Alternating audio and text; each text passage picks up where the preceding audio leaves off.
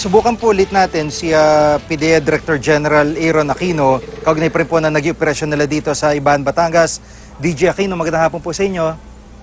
Magandang hapon sa Jiggy. Ayun, sa wakas. DG, pasensya na po, paumanhin po kanina, no? At nagka-problema lang sa linya. Pero itong naging operation po ninyo sa Ibahan, Batangas, gaano katagal nyo hubang niluto itong operation na ito po? Nagsimula po kami September 2017 in cooperation with the National Narcotics Control Commission ng China.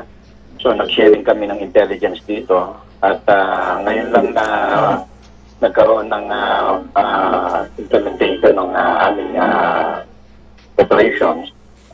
So kung makikita mo, 7 months bago namin gawa itong operation na ito. Apo, bihirang-bihira po na makahuli ng mga chemist at karaniwan na ito talaga yung mga nakakatakas. Pero sa pagkakataong ito, 3 nakuha nyo dito sa Batangas, may isa pa sa Tagaytay. So, sa tingin nyo, gaano kalaki hong, kumbaga, accomplishment din sa isang banda ito pong nagawa po nyo dito? Alam mo kasi, ang mga chemist, parang ginto yan . Yan po ang pinaka-importante na mga tao pagdating sa mga pagluluto ng mga droga. Lalong-lalo na itong drug lab na discovery namin. Hindi lang po siya po ang minamanufacture nito, kasama na rin po yung ecstasy. Kasi may na-discovery kaming saprol. Itong saprol po na ito ay ito po yung initial ingredient sa pagpapagawa ng ecstasy. So sa shabu naman, it can produce about 25 kilos every day of shabu. That's worth about 125 million pesos a day. Apo, yun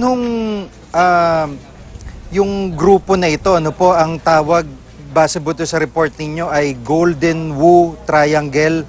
Bakit ho ba ganito at gaano kalawak ho yung operation ng grupong to? Actually, yung pangalan ng grupo na ito is Dragon Wu Drug Syndicate. It's Dragon Wu because the financier nito is isang Hong Kong national na ang ipilido niya ay Mr. Wu.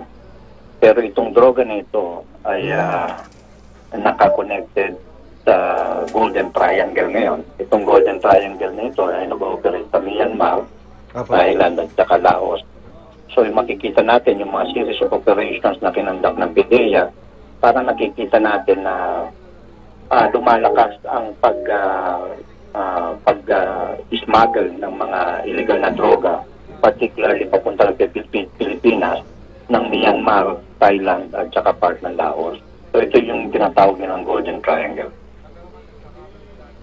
Apo, yun hong chemical na naririto ngayon hinahako to ng kinakarga na ho yung mga ebidensya dito po sa truck ng PNP. Ano po, ang dami. At nabanggit nyo nga, nasa 25 kilos a day ang capacity. Paano ho ito na ilulusot at saan idinadaan po ito? Sa pantalan ho ba talaga natin o paano po? Actually, Jiggy, kung titignan mo, karamihan ng mga chemicals na nandyan ay hindi essential chemicals, which means na yung legal itong chemical na ito, hindi bawal under 9165. Ang dalawang bawal lang na nakita namin dyan sa lugar na yan, ito yung P2P na paggawa ng shabu at saka itong isa pang precursor na saprole. Itong saprol na ito at saka yung P2P na ito, most likely in-smuggle ito from China at papasok dito sa Pilipinas. Apo, sa tingin nyo ba yung pakikipagtulungan ng Narcotics Commission ng China ay isa to sa mga epekto ng kumbaga pakikipag-ugnayan ng Pangulo sa mga Chinese officials din po? Tama yun, Jiggy, no? Nagkaroon actually ng signing ng memorandum of agreement between China and Philippines at nagkaroon ng matatag na bilateral agreement ang Pilipinas at ang China. In fact, nung nag-training ako sa China, nagkaroon din ng magandang epekto at nagkaroon ng better partnership ang China at ang Pilipinas.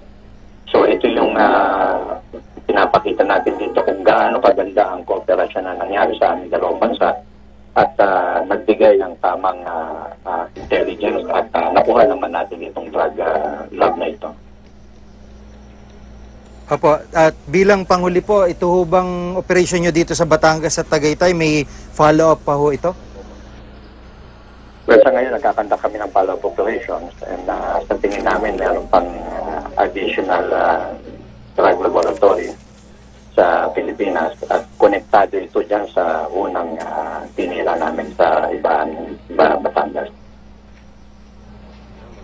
Apo, maraming salamat po sa pagkakataon at congratulations po dito sa inyong operation si PDEA Director General Aaron Aquino. Maraming pong salamat.